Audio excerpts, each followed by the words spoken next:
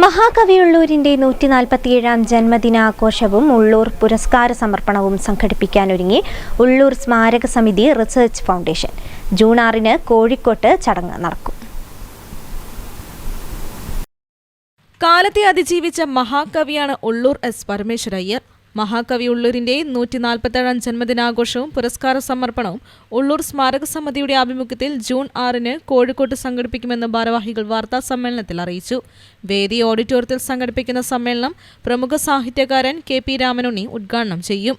കവി പി.പി. ശ്രീധരനുണ്ണി ഉള്ളൂർ പുരസ്കാര സമർപ്പണം നിർവഹിക്കും.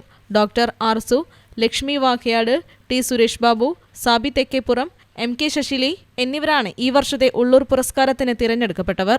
10,001 രൂപയും ശില്പവും പ്രശസ്തി പത്രവുമാണ് പുരസ്കാരം. പി.ആർ. നാഥൻ, സണ്ണി ജോസഫ് എന്നിവർ ഉപഹാര സമർപ്പണം നിർവഹിക്കും.